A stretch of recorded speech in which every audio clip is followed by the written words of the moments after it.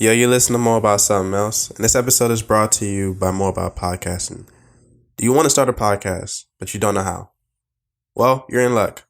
More About Podcasting offers a service that will help you bring your podcast to life, from idea to execution, whether you need training, equipment, editing, or everything in between.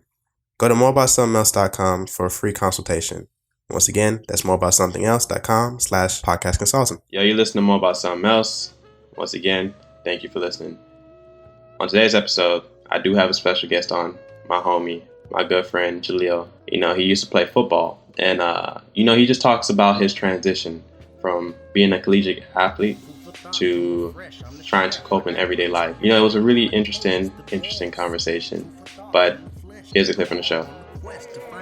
I can't sit here and be upset about it. It just happens. Now, I am a nice person. I do give, but I'm not giving you money because, look, money is not the end all be all. It's not the answer for you, all right? You need a hot bath and some hot food and a blanket and somewhere to sleep. You know? So what if they got a blanket and somewhere to sleep? That's not that. That's nothing to do with you. All I have to say is, look, I don't want to intervene with what God has going for you. Hey, bro, you ain't shit, bro. Oh my God. So what if, you know what I'm saying? Like, and now that you heard that, let's begin. First off, I'm going to have to ask you to go and rate this show, maybe even leave a comment. And you could do that on iTunes or SoundCloud, and for Android users, you can now listen via Google Play. Now, this podcast may contain explicit content, just saying, so open your mind, relax, and listen to this dope-ass podcast.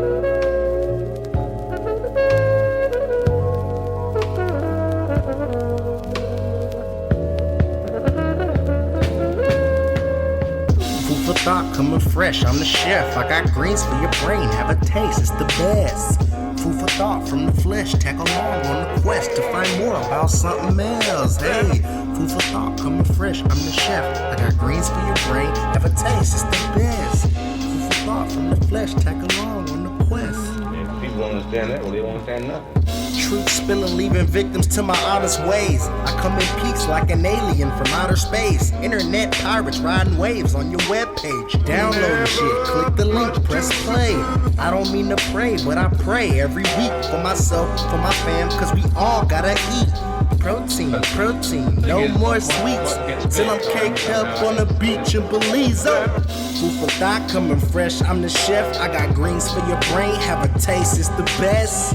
Food for thought from the flesh, tag along on the quest to find more about something else. Wait, food for thought coming fresh, I'm the chef. I got greens for your brain, have a taste, it's the best. Food for thought from the flesh, tag along on the quest to find more about something else. Wait. Yo, you listen to More About Something Else. My name is Joshua. Thank you for listening. If you like the show, like it, review it, share it. You can do one, or you can do all three. I like to start the show off with this. I realize that today is 4th of July and we're celebrating. I really don't know what we're celebrating. We're probably celebrating Independence Day, right? And I'm tired of people being woke, or in lack of better terms, fake woke. There's kids that are real life sitting in some detention center and they're sleeping on foil blankets. It's crazy. Foil blankets. Anyways, I was watching the debate yesterday.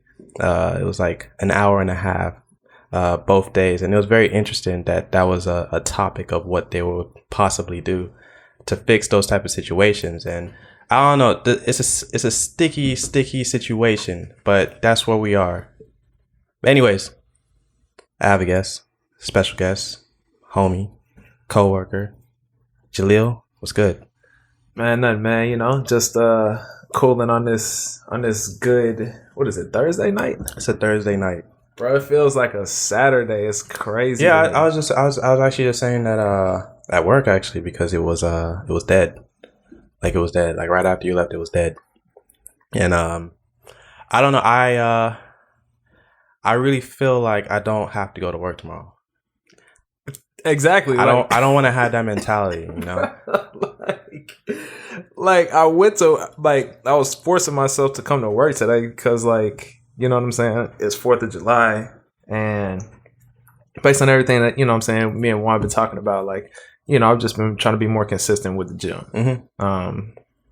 But when I came back to my apartment today, I was like, damn, it's Saturday, I gotta do so much. And then my roommate was like, bro, it's Thursday. I said, oh shit. Yeah, you know, that's what we on right now. But Jaleel, what's up? All right, so you work as a personal trainer, right? Yep. All right. Talk about life before that. Bro.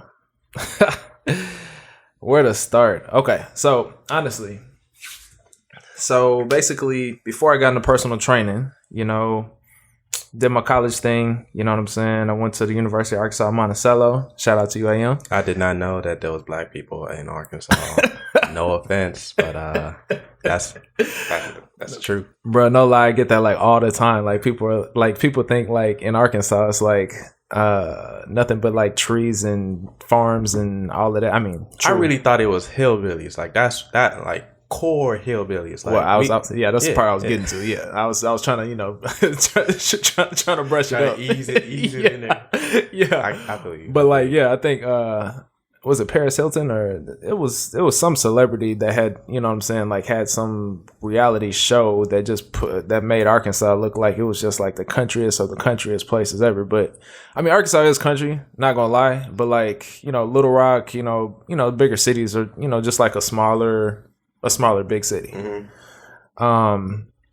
But back on my back about me a little bit. Went to the University of Arkansas Monticello. Got my degree. After I graduated, worked a couple jobs, worked at Verizon Wireless for forever, and then I realized that wasn't life, and then so I just went back to the drawing board. You know what I'm saying? I had to figure out what I really enjoyed, what I really wanted to do, and I narrowed it down to personal training, ultimately, because it kind of correlates to sports, because I went to college for football. Mm-hmm. So you know what I'm saying, with football you gotta work out. Mm-hmm. I used to love working out. Well, not used to love. I love working out, mm-hmm. But it became part of my life. And once I got on at Verizon, I stopped working out. After having a son, I got real lazy, mm-hmm. and I stopped working out at that point in time from after I graduated until pretty much I got on to 24 Hour Fitness. Okay. So you're at this point right now, you're personal training, right? Yeah. And you know, what is the biggest motivation behind that? You're here. What do you want to do with it now? Bro, so, you know, the journey into actually getting it was you know what I'm saying, I got on to 24 Hour Fitness. I mean, you have a actually almost identical paths, mm-hmm. As far as for becoming personal trainers. You know what I'm saying, I got on to 24 Hour Fitness, did the overnight thing, studied for the my trainer cert, got certified, and then, you know, hopped in, you know what I'm saying, trying to do as much work as I could. Ultimately, you know what I'm saying, I love helping people. I love working with people. I just love seeing you know, people that want to get something accomplished and are mm-hmm. genuine about, you know, wanting to get something accomplished, but just not knowing the avenue of how to get there. Yeah. And basically personal training kind of helps me fulfill that kind of need or want or whatever. So essentially it's like a service to others. Yeah. Yeah.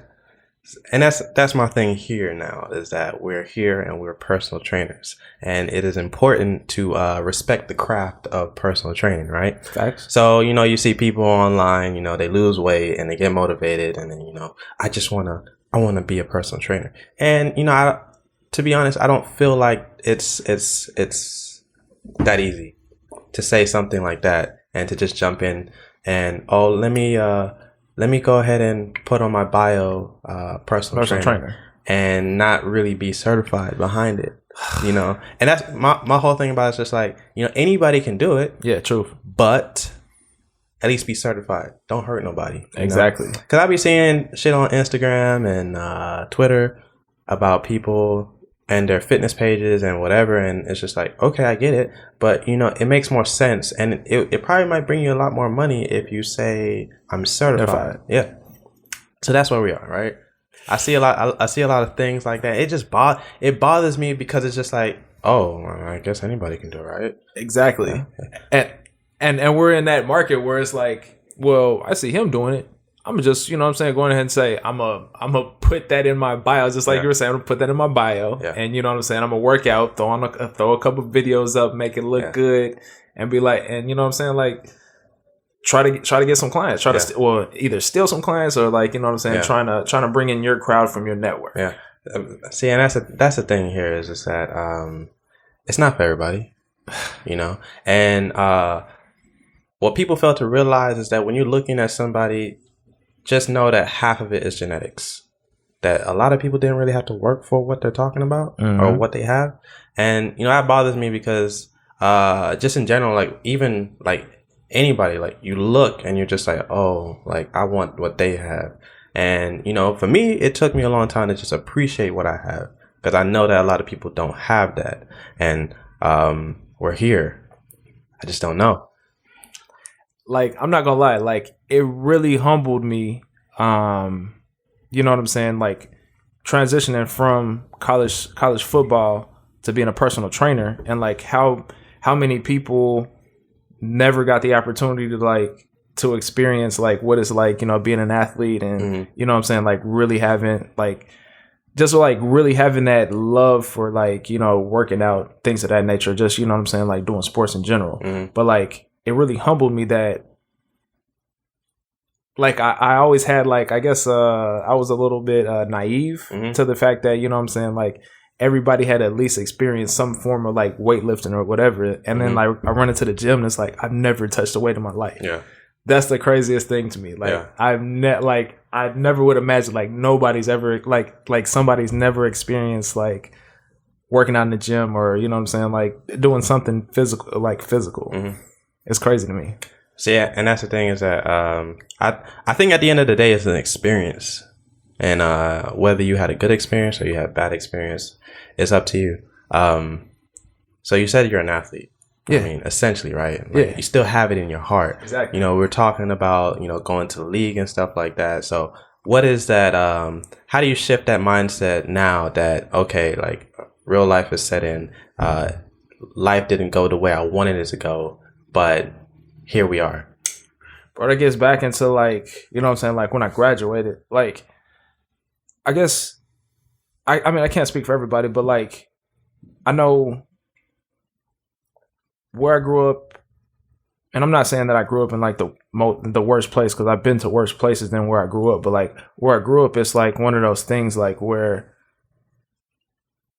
in our community, it was become a rapper or become an athlete or whatever, and you know what I'm saying, make it that route.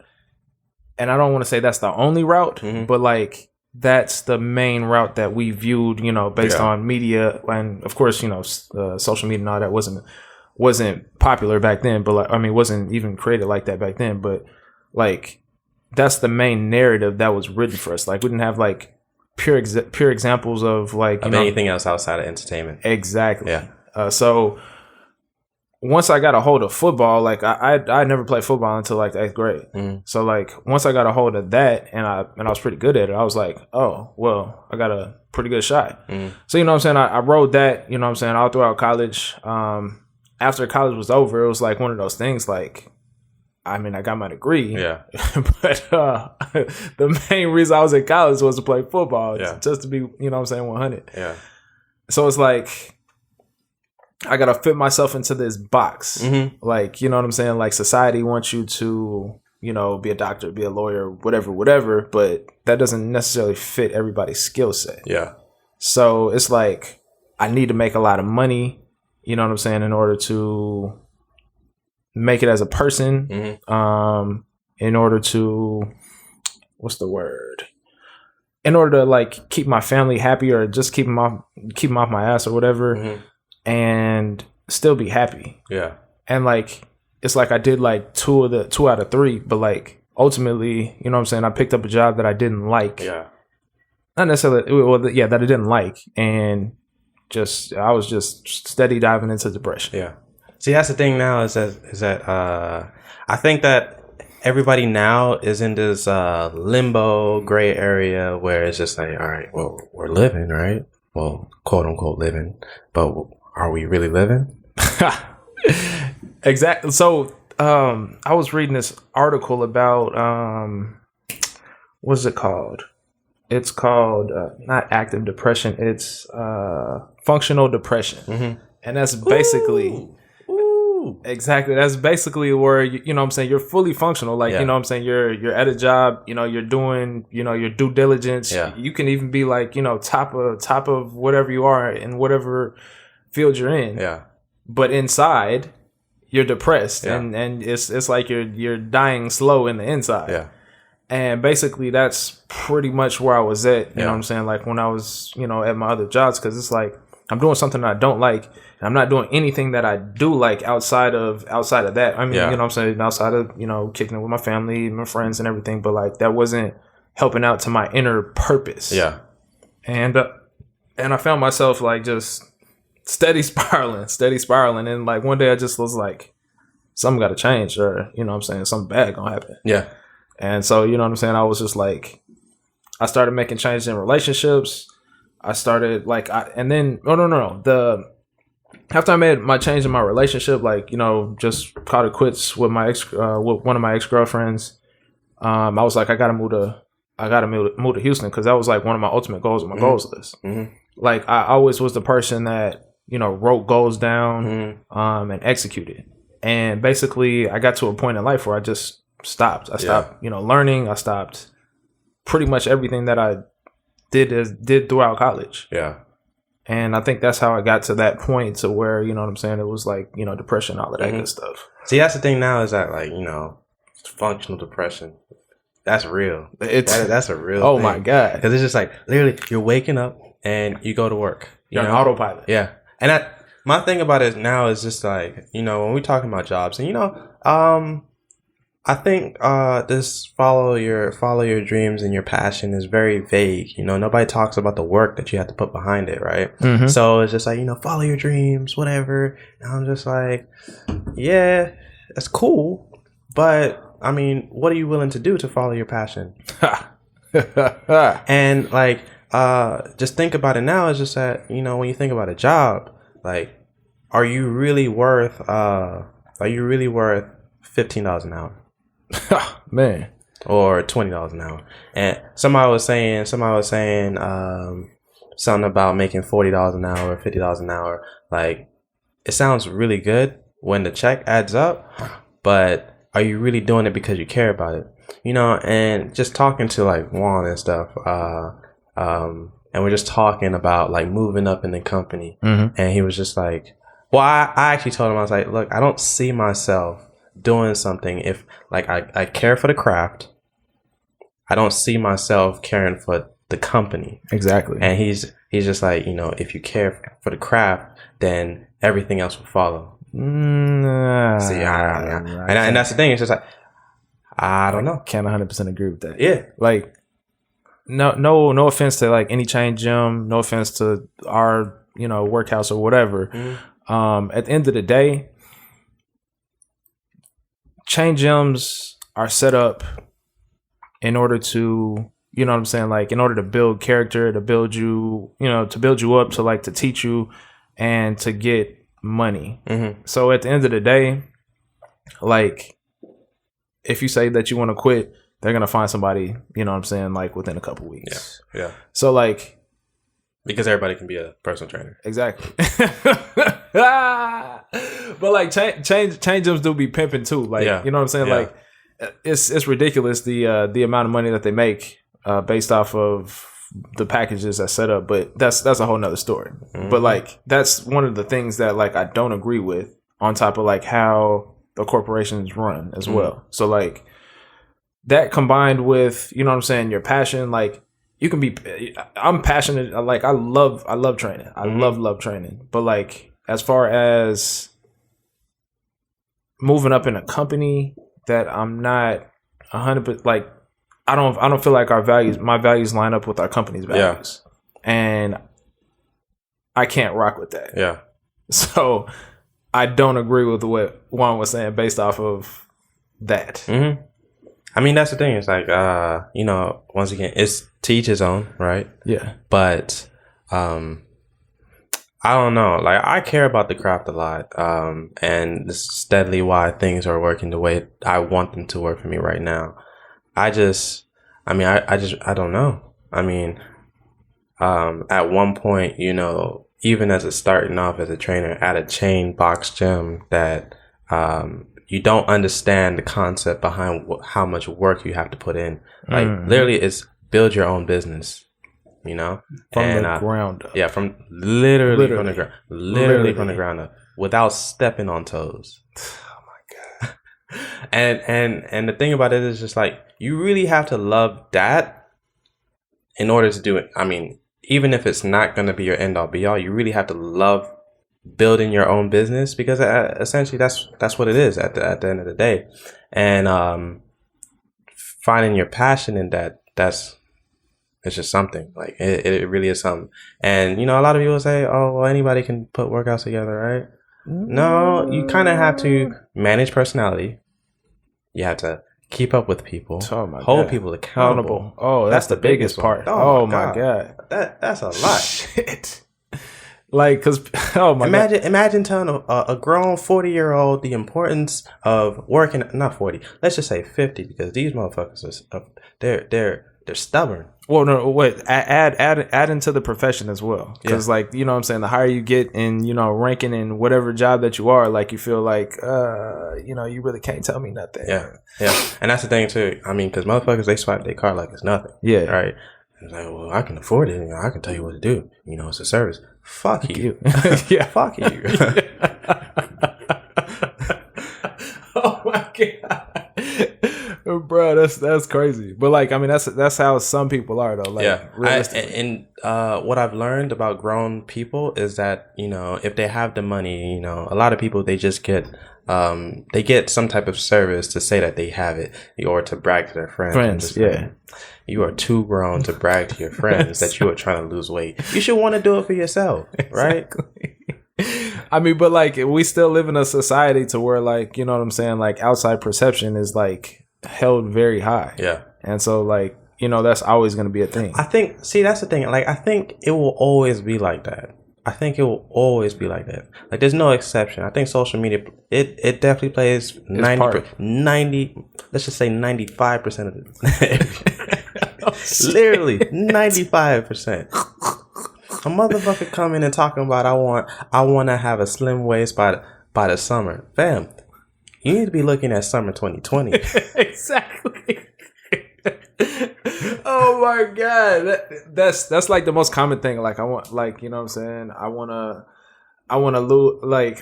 big butt and I want a slim waist in 30 days, because what I'm saying, they see this shit like on Instagram, on social media somewhere, where like you can do like something with a snap of the finger and like flat tummy teeth. Yeah, flat. Oh my God. One of my classes just told me about that, and I was like, bruh. Talking about the newest fad when it comes to diet, like keto, or Instagram models that are selling things, or just these different accessories that help you lose, quote unquote, lose weight. Yeah. And I don't know. And that's the thing too, is just that you have to put the work in. So putting the work in, like, it can go on like several different levels, because like, what I'm saying, people would think like, just because you working out in the gym, like that's the end all be all. Like, they don't have to do anything beyond what they do in the gym, and they'll get results. And like, that's not the truth, because like, you're only with us for, let's say that you only work out 2 times a week. You're only with us for 2 hours out of 7 days. Yeah. I don't know the math. They say the math all the time, but like, that's close to nothing. Yeah.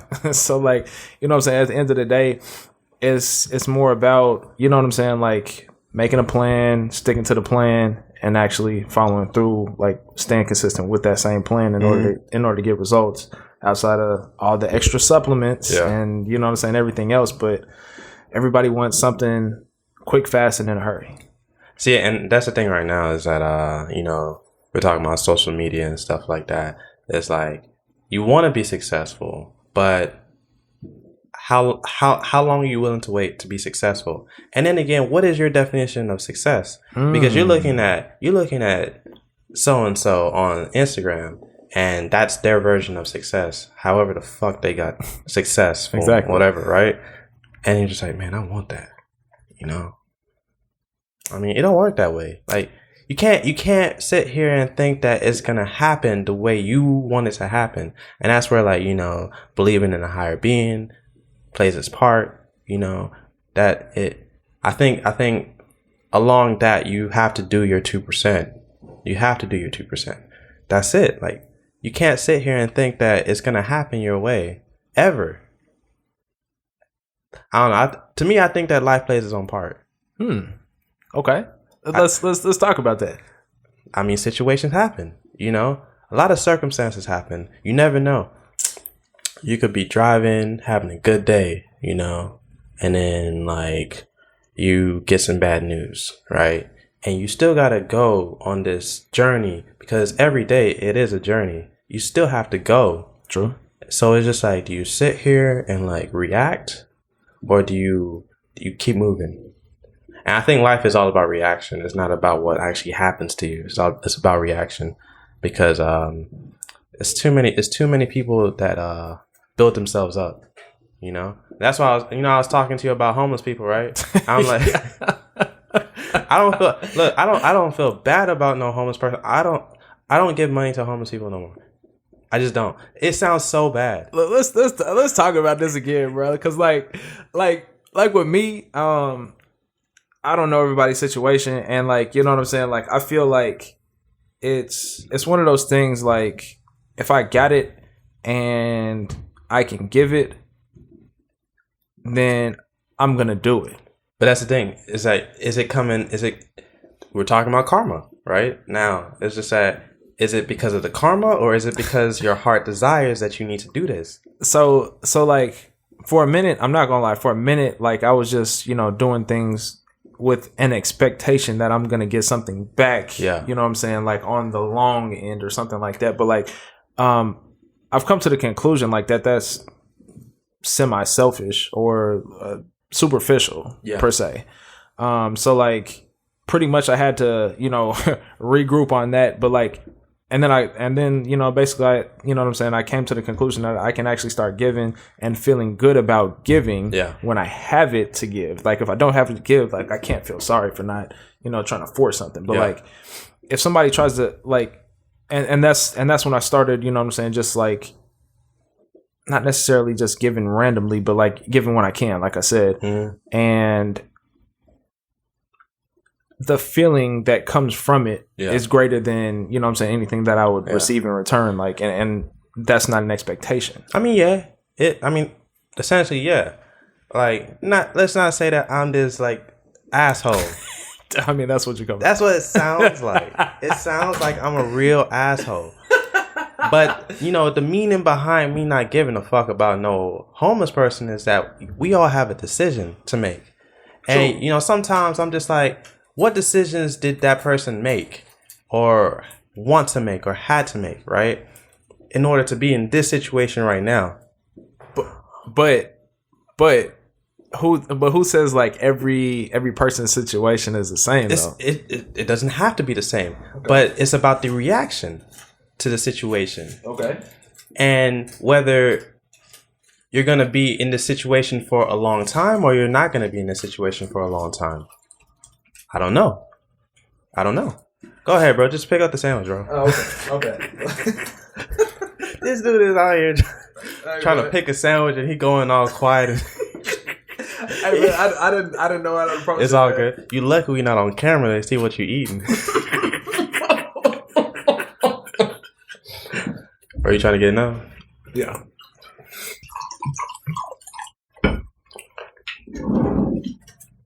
But I don't know. I really wholeheartedly feel like decision making is your biggest your biggest factor in life. Like, I look at LeBron James. I talk about LeBron James all the time. I only talk about him because of his decision making. There is a lot of people in his situation when he was in high school that fucked up because of a decision. How many niggas in the hood you heard, they're the next one up, right? They're the next one up. But they made a decision that they want to do some street shit. Yeah. Hang with their niggas in the hood. Mm-hmm. All the time. But they made that decision. To LeBron, he had the right people in his ear. You know, he could have easily went on the same path. Exactly. So I use that example because look at him now. Look at who he is now. Mm-hmm. And look at homeless people. I mean, not the same situation, but everybody has a choice, is what I'm trying to say now, is that I can't sit here and be upset about it. It just happens. Now, I am a nice person. I do give, but I'm not giving you money because, look, money is not the end all be all. It's not the answer for you, all right? You need a hot bath and some hot food and a blanket and somewhere to sleep. You know? So what if they got a blanket and somewhere to sleep? That's not that. That's nothing to do with you. All I have to say is, look, I don't want to intervene with what God has going for you. Hey, bro, you ain't shit, bro. Oh my God. So what if, you know what I'm saying? Like, just a hypothetical, you know what I'm saying? Like, so if you're going to say I'm going to be homeless, bro, I'm never going to be homeless. I know that for a fact. I'm not a dumbass that's gonna make a decision like that, bro. So, I'm not wishing anything bad, but what I'm saying, hypothetically, is, right? Hypothetically, okay. So, what if the shoe was on the other foot, and you know, so like, would that be an expectation that you would expect somebody to? No, really? Because even now, I don't expect anybody to give me shit. Like, I've had to work hard for everything that I have.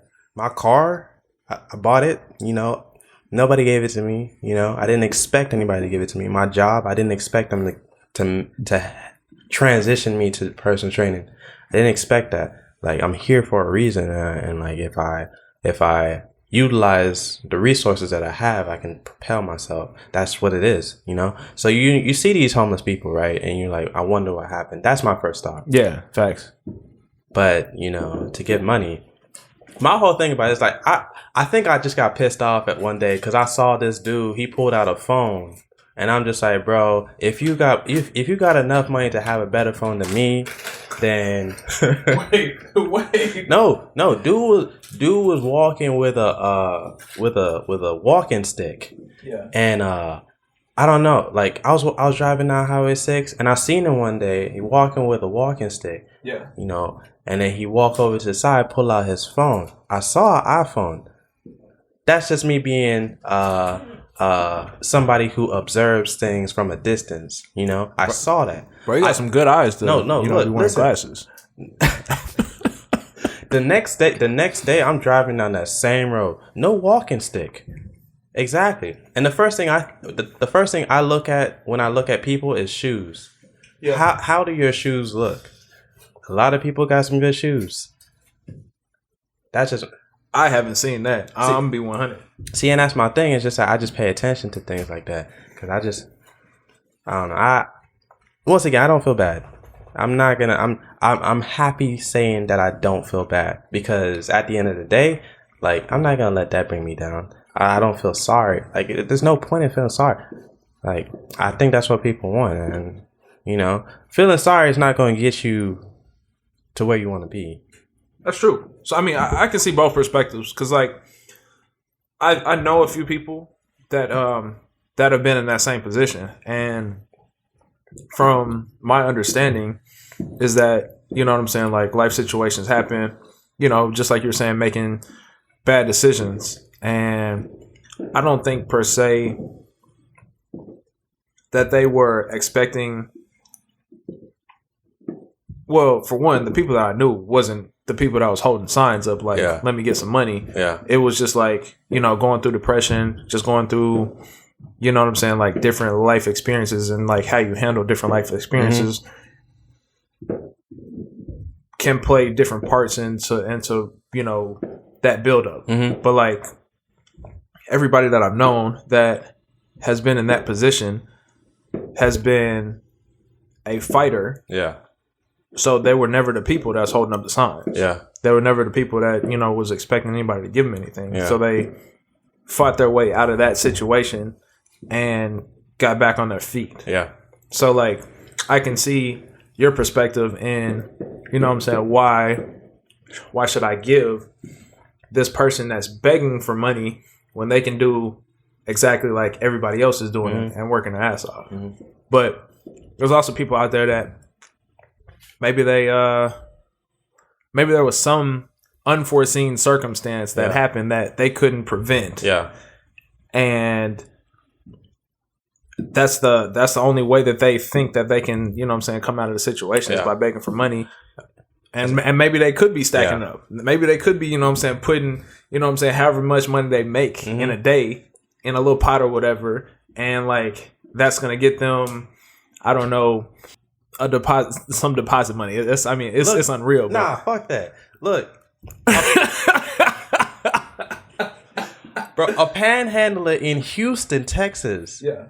$80,000 a year. 80. I'm not playing. Get the fuck out of here. I'm not playing, dog. I'm not playing. Bro, I'm about to Google that shit right Bro, now. I'm not playing. Even if it's close enough to it, they make money untaxed.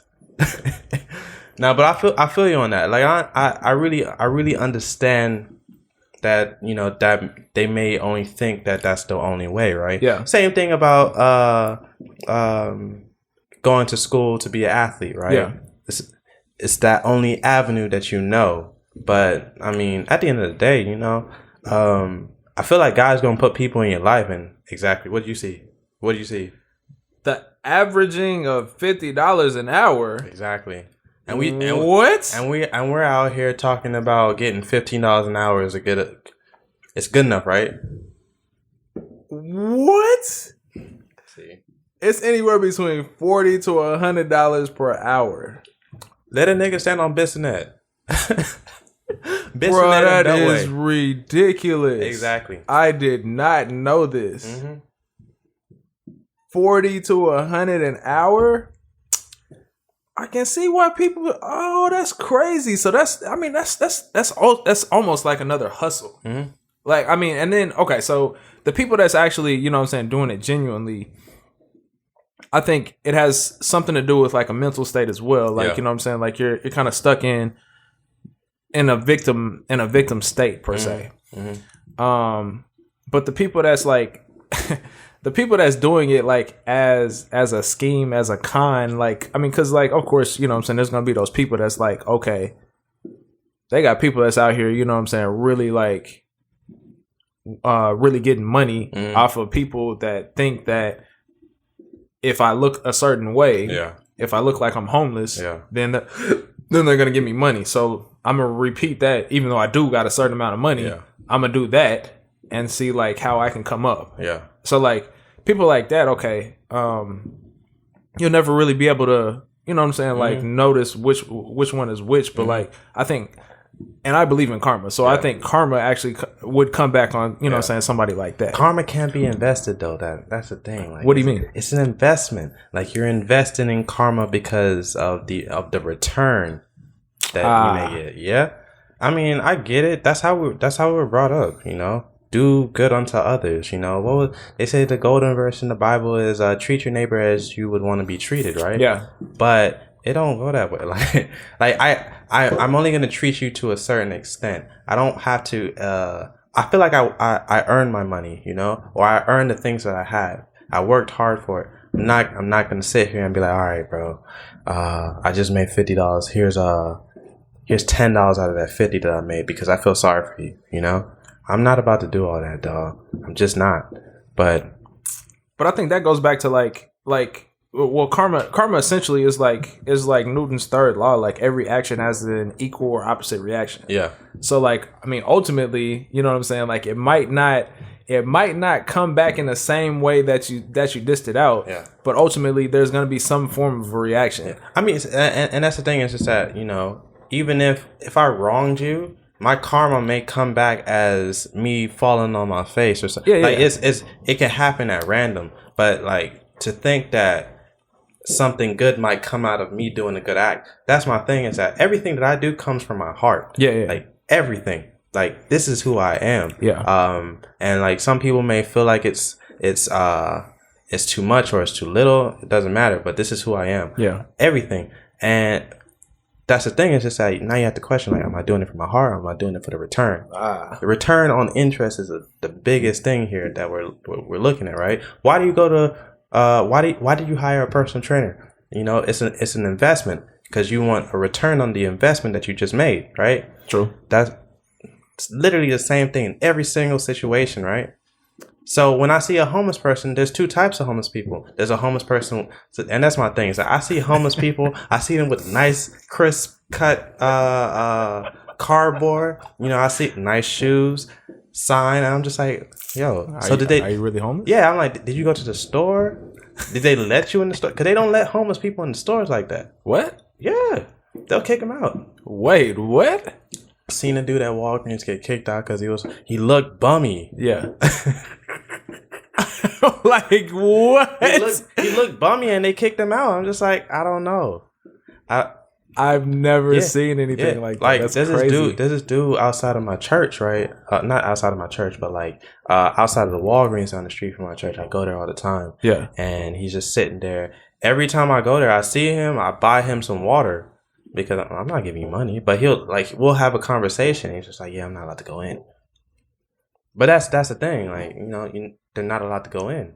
Bro, I never knew that. Like, yeah, like there's two different types of homeless people. There's people that, you know, they got the sign. You know, when it's raining, they somehow have an umbrella.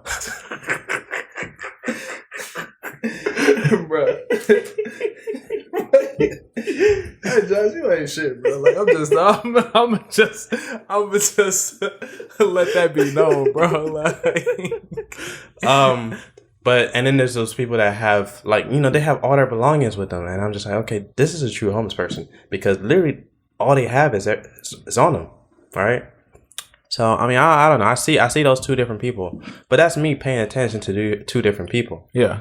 I mean, at the end of the day, I'm like back to like the core topic of it is just that, you know, you have to work hard, and the reactions to the certain circumstances that happen in your life, you have to figure it out. Like at the end of the day, you can be as generous as possible, but that's just like giving a drug addict money. Like, what do you think they're gonna do? They're gonna go get drugs. Go get some more drugs. Yeah. Exactly. It's like and that's my thing now, is just that, you know, we are in this movement that we have to build on each other, because we can't sit here and, like, you know, go out, go party. You know, we got to build businesses. You know, we got to start taking shit for ourselves. That's the type of shit that I'm on, you know? And like, I feel like if you make an effort, then, you know, I hate using the word the universe, but the universe will pay. It's a return on the investment. Yeah. Like if you do that, then things will go your way. Now you will run into circumstances. You will run into those bad situations, but I mean, it's on you to figure out how you're going to deal with that. So, I mean, I don't know. It's just, it's a surreal feeling. You just have to be aware of it, you know? That's an interesting perspective. But like, I mean, it goes back to like accountability, you know what I'm saying? Working hard and, just being consistent with, you know, with what you're doing. Like, so, I mean, basically it touches back on like all the personal training, like aspects as well. Yeah. That's why it's so important, to realize that, because even me working out, like, I'm not the biggest person, but, you know, I have noticed some changes in my everyday life just because I take care of myself. And that's what it comes down to, is like taking care of myself. Okay, if I don't take care of myself, then I'm going to look like one of these motherfuckers. Bro, it's scary, dog. It's scary. Yeah, bro. I've definitely been there. Just like, you know what I'm saying? Just like I was saying, like after college, cause like I'd never actually had the chance to like experience like what a regular student felt like. Yeah. Because like student athlete life versus like a regular student life is completely different. Like sports becomes an actual job in college. Yeah. And like you have to really figure out like what you have to really figure out if you love the sport that you're on a scholarship for or not. Yeah. Otherwise it's gonna be like the many dudes that I've seen like just leave in the middle of the night like I can't do this shit. Yeah. Or like, you know what I'm saying, quit during practice like I can't do this shit. Or you know what I'm saying, like anything like that. Because like if you're genuinely love something, like you're gonna fight for it. Yeah. And I've seen so many people like, you know what I'm saying, like they don't realize like once you go to the next level in whatever, you know what I'm saying, that you're good at or whatever you say you love it, there's gonna be other people that are pretty much, you know what I'm saying, like in that same arena. And if it's something that you don't love, it's gonna show. Yeah. And that's the thing. That's here we are. Here we are. You see, like it's functional depression, but some people don't even know it. Oh my god! I've heard Especially in the black community. I'll talk to people. I talk to people at the job, and I'm like, "What do you want to do?" This can't be the end all be all. This cannot be the end all be all. Unless you like, I was talking to. I'm not gonna mention his name. I was talking to him. He was just like, "Well, what if you want to be a GM?" I'm just like, so that you can get grilled by a district manager telling you that you got to do better than you did last year. You know, it doesn't matter if you sold $6,000 in fitness. Do better. Yeah. What the fuck do you mean do better? I want more. Yeah, and that's the thing. It's just like it's a constant demand for more. And you telling me that you want that type of pressure? Like I understand the challenge behind it, but you want that type of pressure? Because what happens when somebody's breathing down your neck and you're a manager? You're gonna breathe down your subordinates next. Like, yo, I need this. Give money. That's a fact. Yeah, exactly. And it's just like, you can't wake up and say that that's who you want to be. I'm not talking down on anybody, you know. I mean, but what if they genuinely want to be that though?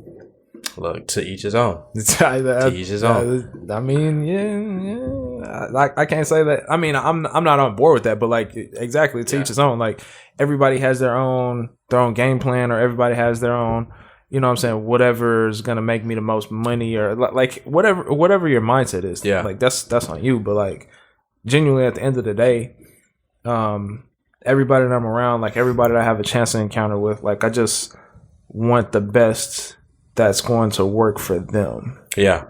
And I always preach that to my clients and, you know, my homeboys, friends, all that. Mm-hmm. That's the thing now, is just that you, now it's like, in order to do that, you have to figure out what your driving force is. Like, why are you doing this? You know, a lot of people get up and go to work because they have kids, right? A lot of people get up and go to work because they got to support other people. And that's what it is right now. And a lot of people, they say that they have to do it. But what people fail to realize is that there's a difference between being selfless and being selfish.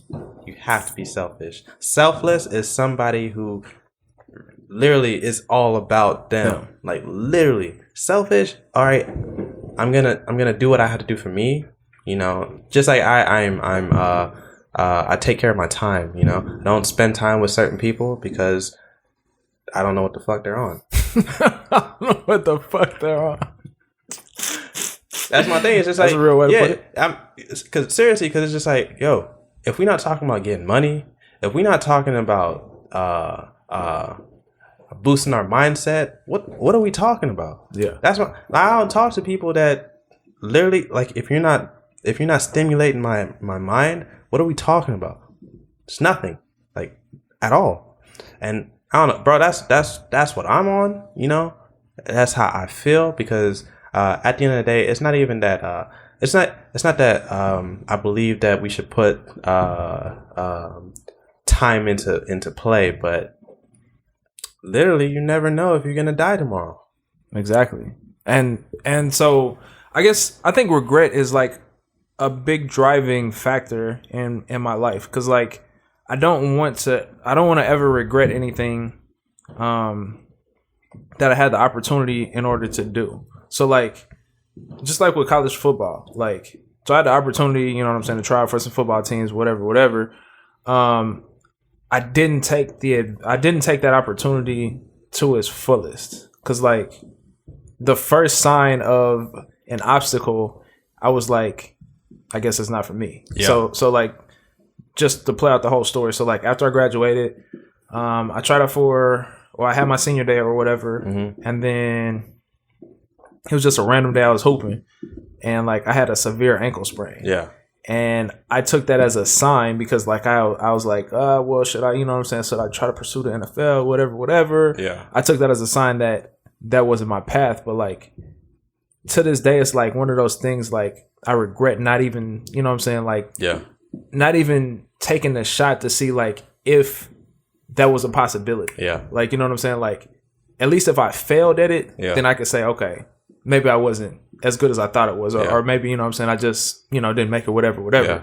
And then on the flip side, like, you know what I'm saying, like, what if I did actually get into the league? It's like, oh yeah, I could have a whole nother life. Yeah. But, like, you know what I'm saying, like, so I don't want to ever feel like that ever again. Yeah.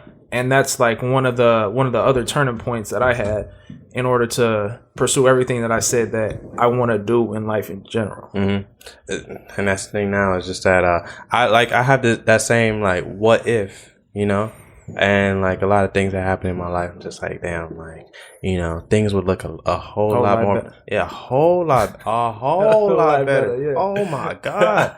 And I'm just there's been times where I've thought about it and I'm just like,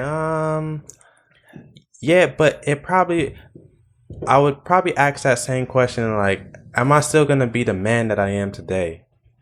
And, you know, a lot of shit may have come easy to me, but I may have dealt with a lot more than I could have probably handled, or I could be dead. You know, I think that's the end all be all. Like, I could have been dead if I went that route, and I think if we look at it from that perspective, then I think it makes the decision making that you have made right now a whole lot better.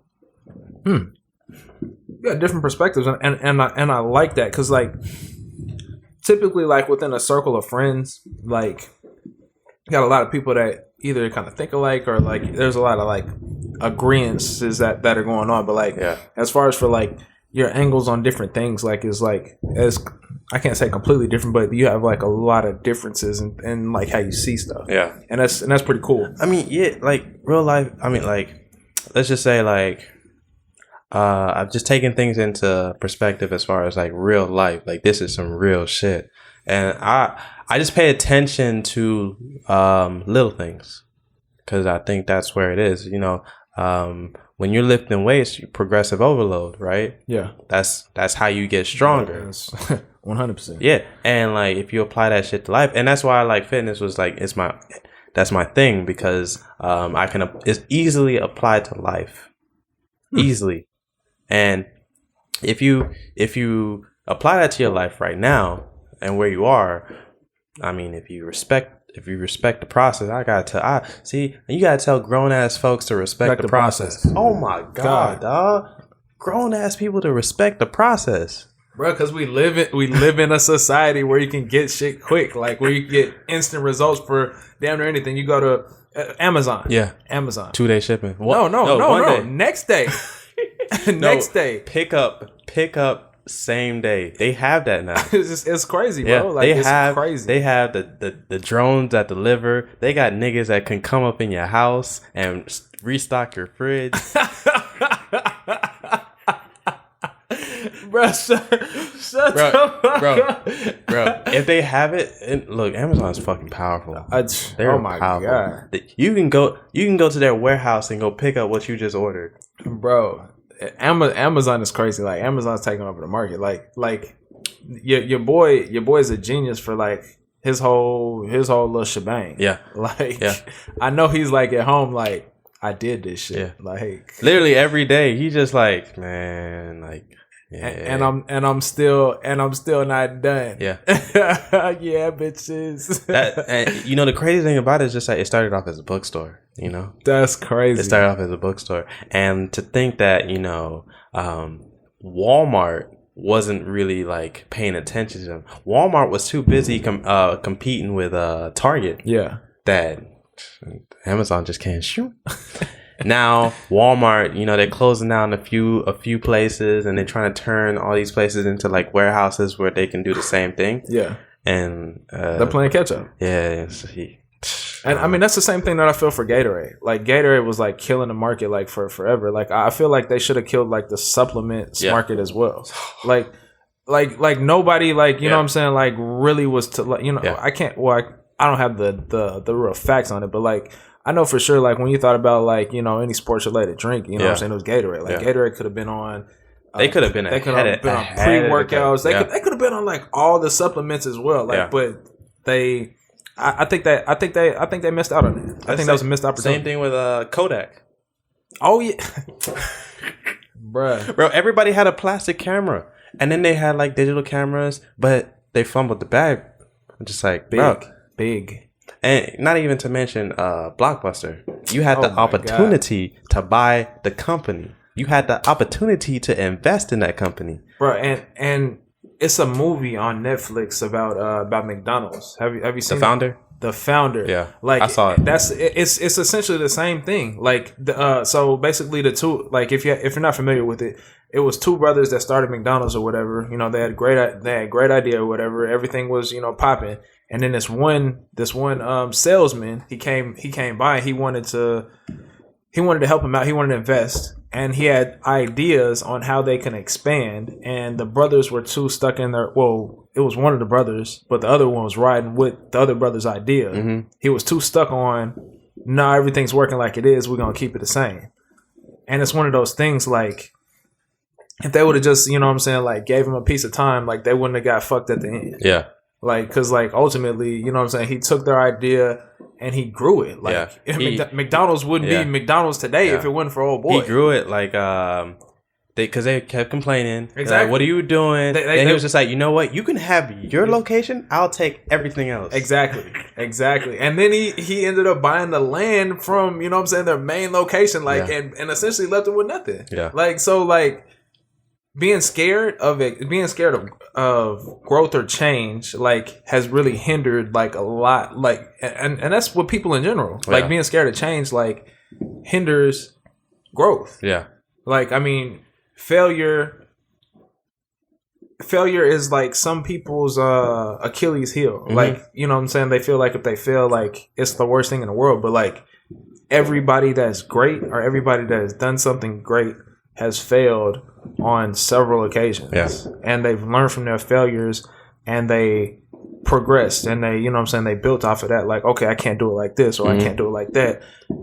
And they ended up, becoming great based off of what they learned. Mm-hmm.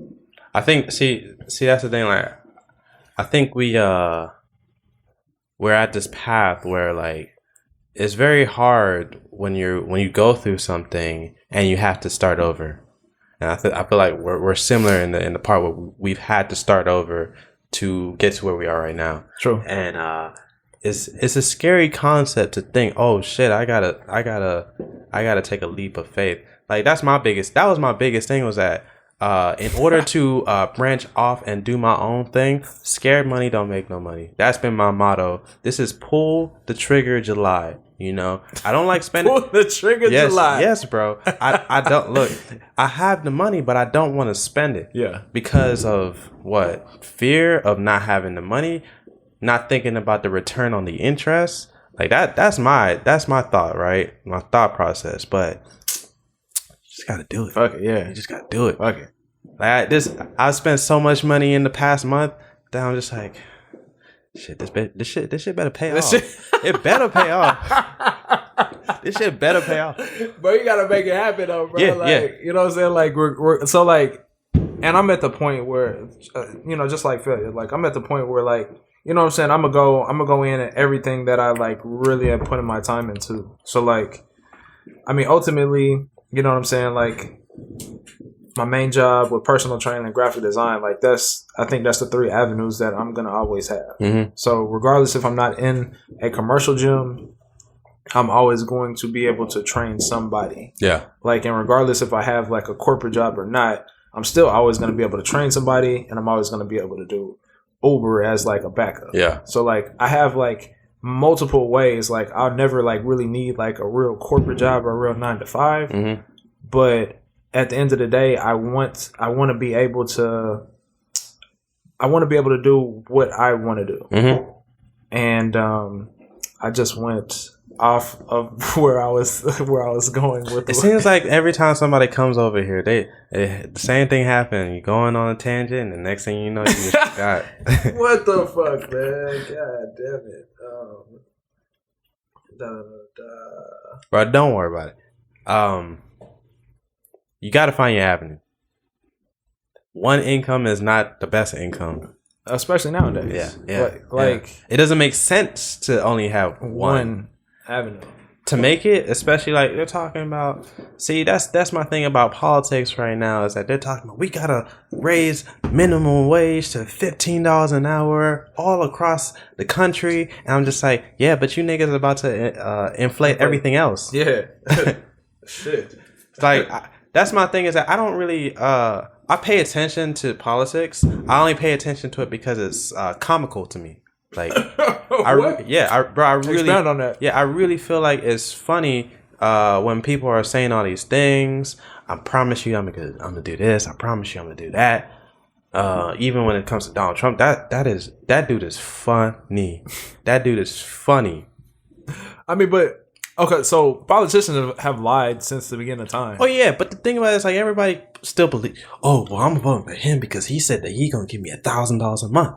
You know, there's an actual dude there's a dude that said that. No, but the thing about it is, everybody wants to be. Everybody kind of knows it's a lie, but they want it to be finessed to where it's believable. Yeah. And that's the craziest thing in the world to me. Like, yeah. The thing about it now is it's just like, even with like Obama, like niggas saying Obama didn't do nothing for us. I'm just like, you niggas are stupid. I don't know about that. That's crazy. That statement. Yeah, and my whole thing about it is like, look, Obama did as much as possible that he could have done for you.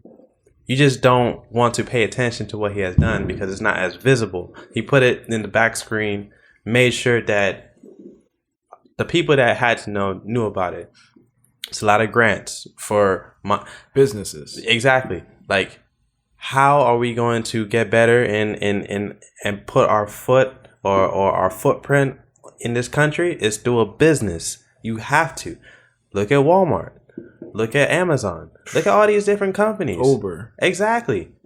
So if you like, and that's my thing now, is just that, you know, I see like there's this one CEO. She's they're making like creative workspaces, right? These are just places like first of all, it's a scam. Like, you know, you have a building space, you rent it off to people and say, oh, okay, you can be creative in this building. You know, does that make sense? Like, it's a creative workspace. It's nothing. It's literally like a room, and you either rent it out or you can rent out a specific room for you. So those things are they're popping now. But to say that it's much more, it's popping more for African Americans because they actually have a space where they can work. But it's happening, you know. Wait. So why do you think it's a scam though? I mean, it's a scam when white people are doing it. Oh shit! Because essentially, you're just paying for the building. You know, the one thing that I learned about. And I'm learning business right now. It's the one thing that I learned about them, even when it comes to renting homes, renting apartments, renting anything. You're essentially, you as the rentee, you're paying for the space. You're like, when they raise rates, you're paying for the taxes. Like, everybody talks about why would I buy a home if I have to pay the property taxes? Well, all you have to do is the person that rents that place, they pay for it. You just increase the rent. Oh shit! Yeah, that makes sense. Yeah, damn. I've heard white people say this. Oh shit! I didn't even put two and two together on that. So that's why, like, your local apartment complex, you know, you rent an area for a year, yeah. And you know they raise it $100, and it doesn't even like process in your head. Why are they raising the rent? And then they'll just be like, let's just say you decide to move. It'll be like, oh, don't worry. You can pay the same rate that you're paying. You're still essentially paying for that property tax, but they just trying to keep you in there so that you can continue to pay for that property tax, right? So that's the act, bro. But it's a game behind all this thing, and if you don't pay attention to it, then you're going to get scammed. Look, a lot of things that we do out here or that we are witnessing, it's a scam. If you just, out of convenience, right? We're not really we don't really pay attention to it, and I don't know. I see it, and I'm just like, there's nothing I can do because I'm not at that point where I can position. Yeah, I can't put my foot down, but. But you know what I'm saying? It's your due diligence though, in order to try to educate what you can. Oh yeah. And with your platform. So you know what I'm saying? I do appreciate the gems that you do actually give out, and you know what I'm saying, especially the book that you challenged me to read, things of that nature as well. So, shout out to you on that shit. Bro, we just all gotta make it. We all have to make it. There's no one thing I noticed is that, there's one person that makes it. Yeah. And then, hey, looking up at so-and-so, Yeah. Look, the thing about it is now is just that you heard about the dude that paid for the college. Yeah. The black dude, I think right? it was at Morehouse. I think it was, okay. I was about to say Howard, but yeah. It was, okay. So it's HBCU. Yeah. So now it's just that, I think people are starting to understand, if we're all at a level playing field, what can happen? Exactly.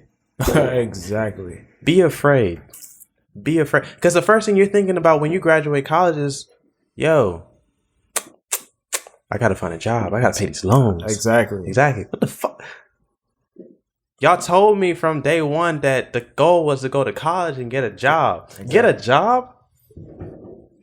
I don't know, bro. I don't know. It don't sound too promising. That don't sound like life.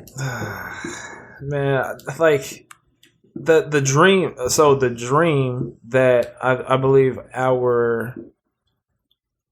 so the dream that our parents was told was you know what I'm saying, you go to high school, you go to college, get a good job. Mm-hmm. There was a lot of gray areas in that whole fucking statement. Mm-hmm. Cause true, you know what I'm saying, you go to high school, you know what I'm saying, if you really know what you really want to do, beyond a shadow of a doubt, then you know what I'm saying, your path is a little more clear than most. Yeah. But a lot of people end up changing their majors and shit as they develop and grow in college. I think as they should, True. But there's, you know what I'm saying, there's an exception of the people that, I definitely want to be a doctor, I definitely want to be a lawyer, whatever, you know what I'm saying, route that they choose.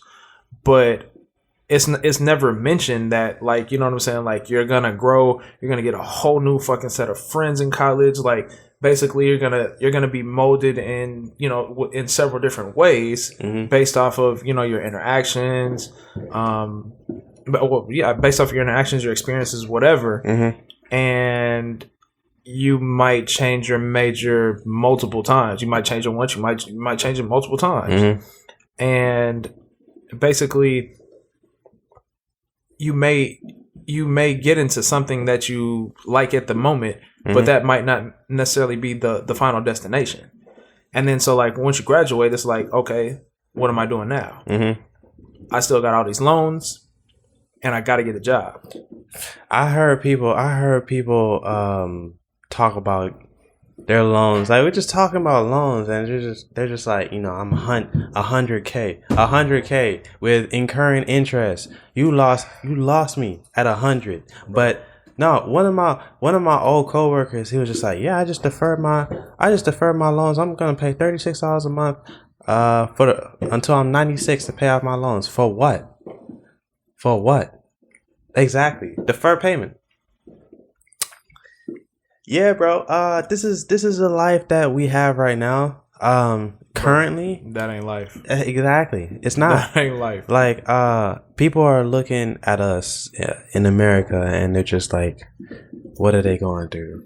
That this cannot be it, right? But to touch on that, I don't know 100% about you, but I know, being first generation anything or whatever, you're setting the path. Mhm. So like your parents don't necessarily know like how to kind of guide you because they may have never reached that level. Mhm. So like I know for me and my sister, like, you know what I'm saying, we're first generation. Mhm. So like that's one of those things like we went off the dream that we were sold, that our parents were sold. Mhm. Like, you know, go to high school, go to college, get a good job, you're good. But they didn't know the other obstacles that we was gonna run into. Yeah. So it's one of those things. It's like you know what you know, but you don't know what you don't know. Yeah. And it's it's one of those things like we'll be able to teach the next generation, you know what I'm saying, like on whatever is to come, and like, you know what I'm saying, how to better approach it. So like it's I can't say it's a knock on anybody, but it's one of those things. It's just being able to educate the next generation about like what life really is, and like, you know what I'm saying, like how all of this really plays out, that the dream, that the American dream that we're being sold isn't necessarily the American dream. Yeah.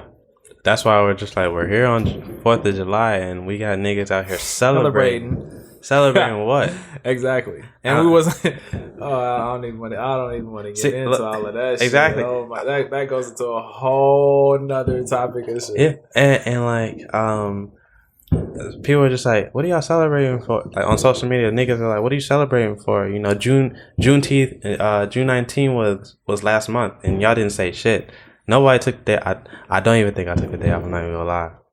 I didn't. Yeah. Honestly. Yeah. And it wasn't even the fact that because of Juneteenth, it was like right now I'm in the process of, I got to get money. Yeah. Yeah. I mean, yeah, and that's the thing. It's like no days off. That's what we on right now. It's no days off. But to the people that are out here celebrating the 4th of July, the 4th of July, like people at the gym are just like, happy 4th. I'm just like, okay. Yeah. It ain't happy. Exactly. I mean, but like, it's a whole bunch of traditions in this country that's placed on you that's not necessarily true. Yeah. Like, you know what I'm saying? Valentine's Day. I mean, really, I can go. I can say really all the holidays pretty much. But I mean, like, there's a certain capitalistic aspect that's placed on them that is forced on you. Like, basically, the perception is like on Valentine's. So, because I said Valentine's Day, the perception on Valentine's Day is that, you know what I'm saying, you have to go buy your woman, your girl, however you want to call it, your old lady, XYZ expensive ass presents to show her how much you love her. Yeah. When that should have been something that you should have been doing all year long. Yeah. And then I know from what I learned from that is like, you know what I'm saying? Like just interpreting, just seeing visually, like through my dad or whatever, that like, you know what I'm saying, he would try to go out his way to do at least something for my mom. Mm-hmm. And it's like, he didn't necessarily do anything else like throughout the rest of the year. And I'm like, okay, so that's how it's supposed to go. And then like when I get a different example of like, you know, how it's supposed to go, it's like, so which one is right? Yeah. And then, you know what I'm saying, just, you know, basically using, just basically deciphering, you know what I'm saying, like which one's right, which one's wrong, but like how I would actually approach it is, it's like, I think that, your parents play a big part in how you decipher anything, really. Like, especially when it comes to like treating women. I think that's the biggest thing. I always saw my father treat my mom like she was like up here. Yeah. Like, we'll ask him to go ask your mom. You know, that's always. I think that's how it is in every black household. Yeah. Go ask your mom. You know, because she knows right. Yeah. Because at the end of the day, like, dad can be up here, but it don't mean shit because mom runs everything because she knows everything, right? And you know that's just what it is. I don't know. I witnessed my dad, like, you know, he's always on top of things. I never paid attention to Valentine's Day or anything like that. I just witnessed him treat my mom like she was up here. Yeah. Just all the time. So we had two completely different households. So like, I know in my household, you know what I'm saying? Like I'm not gonna get into like the intricate details or anything, but like I guess it goes back to like what you really paid attention to like when you were a kid. So like I know my dad, his dad worked a lot. So like he worked multiple jobs in order to provide for 13 kids. Yeah. Oh shit. Yeah. 13, and 6 weren't his, but like basically he treated everybody like, you know what I'm saying, they were his. And then he had two houses. Yeah. So like my dad didn't see much of his dad. And basically he saw more of his mom, and then I guess the little time they spent or whatever, like that's what he learned in that interaction. So like what I learned from that is like, as far as for parenting, because like of course I have a son, so with parenting, the books of knowledge that you pass on to your kids aren't just verbally. Yeah, it's a lot of visual interpretations of like how to handle situations, things of that nature. And you know, I subconsciously picked up like how to treat women from my dad based off of how he interacted with my mom. And I see a lot of faults in like a lot of the information that I picked up. And you know what I'm saying, when I get into these relationships and it's like I'm running into static and it's like, oh, okay. I learned this and it's like, I see, you know what I'm saying, like I can kind of connect the dots based off of, you know what I'm saying, what I observed, and then like just looking back into the recesses of, you know, interactions with my dad and my mom. Yeah.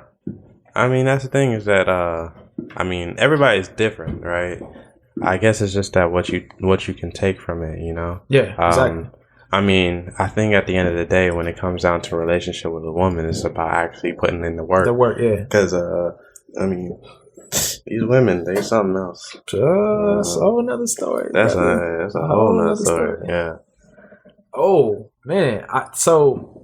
This might be a little premature, but like, it would be dope to do like an episode like with like just a woman's perspective.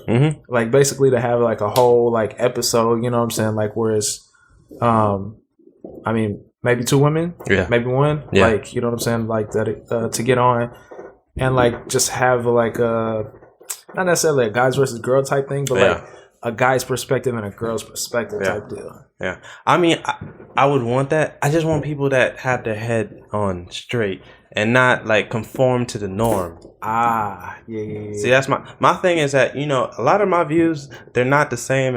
Like, look, a lot of people are not going to say, fuck homeless people, right? True. Very true. Very true. But that's what I want, is that I want you to have a different view than me. Yeah. In order to combat what I have to say. Yeah. Not the norm. Like there's a norm on social media, and you know, I'm not really digging that style. So I mean, if you knew people that had that mindset, because I mean, even people with the biggest mindset, like they're up here, they still have that mindset down here when it comes to certain things. It's just like that certain question. It's this question all the time when it pertains to dudes, is that, would you let your girl go out like this? Oh my God, that's so I hear that a lot, and then also the biggest thing that in recent times that I've been getting into situations, not even situations, that I've been having debates with is what a man, like, so say you're in a relationship, what should a man, like, okay, not even like boyfriend, girlfriend, like, you know what I'm saying, y'all have moved in together type deal. So what should a man cover as far as for bills wise? Like, should he take care of 100% of the bills? Should he take care of a certain portion of the bills? Should he take care of all of the bills and the woman's bills? Like, it's crazy the like the reactions and the responses that you get of like so many, like it's so many women that have a completely different perspective from the dude. See, that's my whole thing behind that is that at the end of the day it's a partnership. Like you have. That's facts, but then there's a lot of people that don't know what a partnership is. That's the thing is that I think even in this situation, men play its biggest part because they have this ego that they have to. Yeah. You know, I have that ego that I have to. But I also understand that, if I'm gonna cover something, what the fuck are you doing with your money? Exactly. God damn it! Exactly. Even if it's like, you gonna use your money for the kids, cool. I'll take care of everything else. Yeah, that's cool. Yeah. What are you doing with your money? Like, and at the end of the day, like, look, I'm not no regular dude to the point where it's just like I'm going to if I got it, I got it. Yeah. Right. Facts. But you have to meet me when I got it. Like, if we're out here and we're struggling together, I don't got it. Like it's basically just knowing the dynamic, but like it's a lot. So on my homeboy's podcast last week, basically he posed the same question. Go ahead, drop the name of it. The Inebriated Genius podcast. Go check my boy out. Pretty much the question was, if a dude doesn't have it, I mean, essentially it's everything that we just talked about ultimately. But if a dude doesn't have it, what is he supposed to cover in a relationship? And then, like, even if he did have it, like, what is he still supposed to cover in a relationship? And what then what if both male and female was making the same income? And then what if the woman was making more and the dude was making less? Well, I think there's a lot of situations where the woman is making more than the men, especially nowadays. Like, I think that that's the most realistic situation right now. But especially down here, it's crazy. And my whole thing right now is that, like, to combat that is, it's not even about what's going on in your like financially, but what are you doing? Why are you making this amount of money? Are you happy with making this amount of money? I would understand if he's not making that much money, but this is what he loves to do. Like, I think that if we're gonna think about this, we got to talk about the dynamics of what it is, because not every woman is going to be that understanding. Not at all. Because especially a black woman with no patience. Bro, if you get on any of these dating websites, like, what I'm saying, it's like, oh, you ain't making XYZ amount. Yeah, I ain't talking to you, fam. I mean, I can understand. I get it. Yeah, look, I get it. 100%. And look, and that's my thing, is that I can't get mad at what is not for me. You are not for me if you out here and you expect a dude that only makes $70K or higher, right? I just have to accept that. Exactly. Like, what I'm saying? It's just where we are in life. But my question is, my question is it doesn't matter if it's a man or a female. What are you doing to elevate yourself? I'm not gonna sit here and be in a relationship and you're not trying to be better. Exactly. That's my thing behind it, is that we're not really trying to get down to the bottom of things. We're just talking about the superficial. But I think, what I'm saying, I think it's like half and half. Like, I think, like, what I'm saying, some people have tried to help, people that aren't there, and then they've been scorned by that, and then they kind of get jaded by that experience. Yeah. And don't want to experience that anymore. Mm-hmm. And then, so also... Okay, I can see that. And then also on the flip side of that, like, what I'm saying, it's just people that, just been taught, like, you got to make XYZ, or they have to either be at your level or higher in order for them to be with you. Yeah. And, like, what I'm saying, I get it to a certain degree, but what I'm saying, like, everybody's situation is different. Yeah. Their perspective is different as well. I mean, essentially. I mean, you never know how somebody is raised, or not even raised. It's just like we all didn't have these views when we were younger. Oh my God. Like, especially when you're younger, like, even just looking at my son, like, he's so naive to the world. Yeah. And, like, I mean, I love it, but I hate it in the same sense. Yeah. But, like, it's just like, what I'm saying? He just want to wake up, eat, play with his Legos, you know what I'm saying, go to school, play with his Pokemon cards, like, you know what I'm saying, do like all the kid shit. Like, you know what I'm saying, like no fucking worries in the world. Yeah. And like we don't start getting like all these jaded views till like, you know what I'm saying, we get into middle school, junior high or whatever, and then we run into situations, and then when we get into college and then we run into, you know, bigger situations, then we get into the real world, it's like, oh shit, like, you know what I'm saying, I formulated my world based off of, you know, some of the stuff that I've encountered in life. Yeah. And that may or may not, you know what I'm saying, be good or bad. Mm-hmm. I don't know, bro. It's crazy, bro. It is crazy. It is. But I think that we have an advantage now, is that we want better for ourselves, right? True. And we're willing to do what it takes to get to that destination. I don't think there is a destination. I think that if you're not constantly moving, you're not constantly learning, you're not constantly growing, then what are you doing in your lifetime?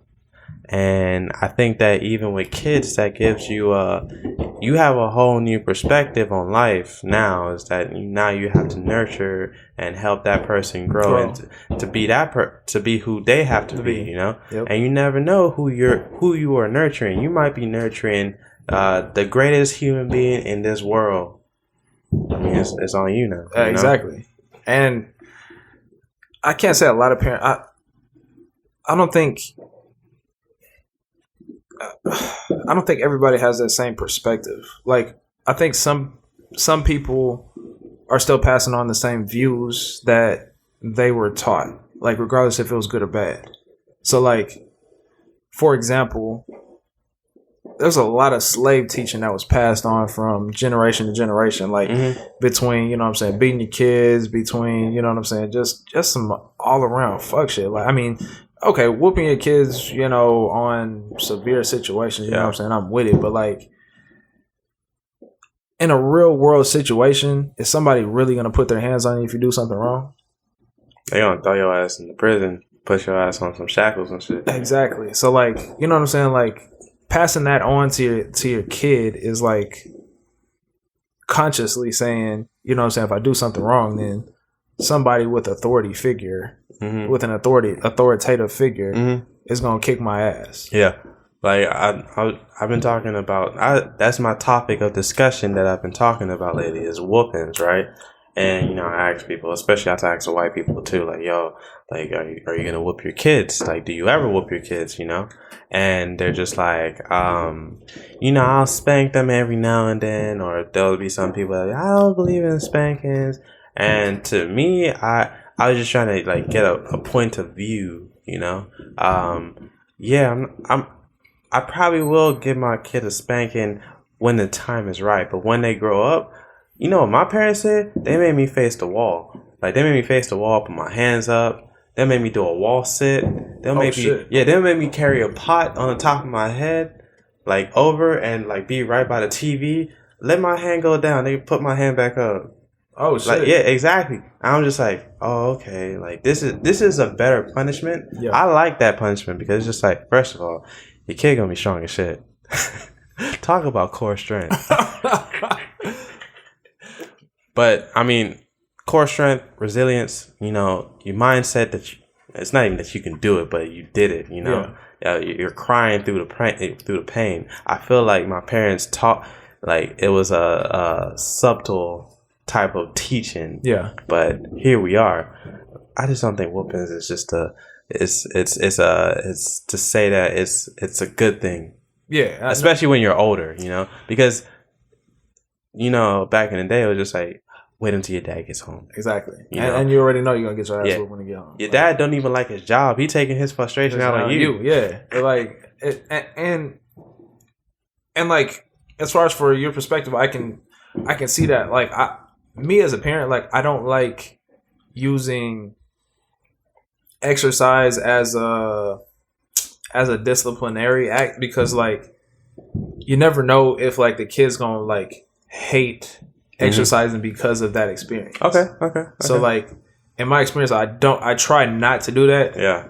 Like, just because, you know what I'm saying, it can go either way to me. And in my mind, it's like, I'd rather him you know what I'm saying? Like, at least not like exercising because like he actually genuinely doesn't like exercising, not because, you know what I'm saying, we overused the exercise shit, the exercise piece. But but once again, like that's just my perspective.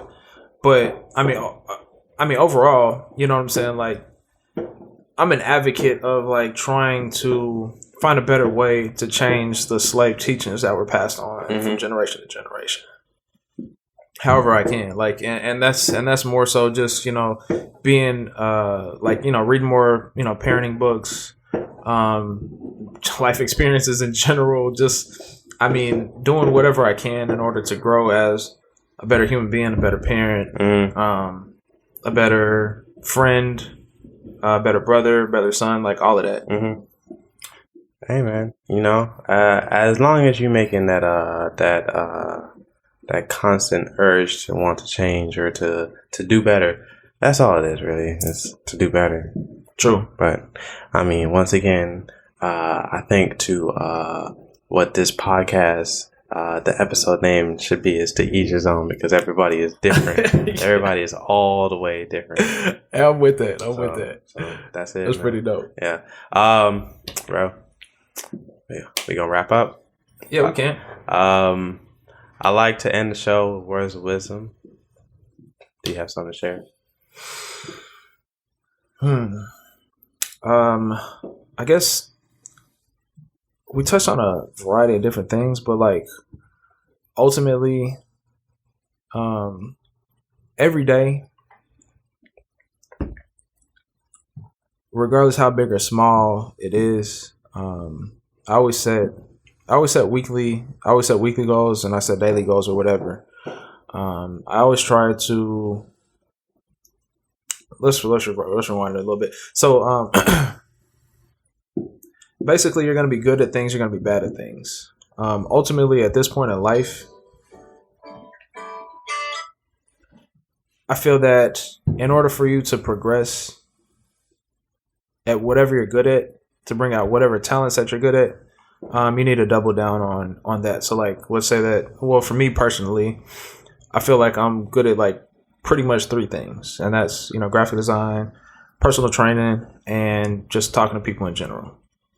So pretty much I've been doubling down on all of that, doing everything in my power in order to be the best that I can. And it takes, you know what I'm saying, something like 10,000 hours in order to master whatever that you're good at. So like actively, and matter of fact, Josh even challenged me for graphic design in order to consistently create content for graphic design. And then like, as far as for personal training, you know, of course we have to advance our knowledge every year to 2 years.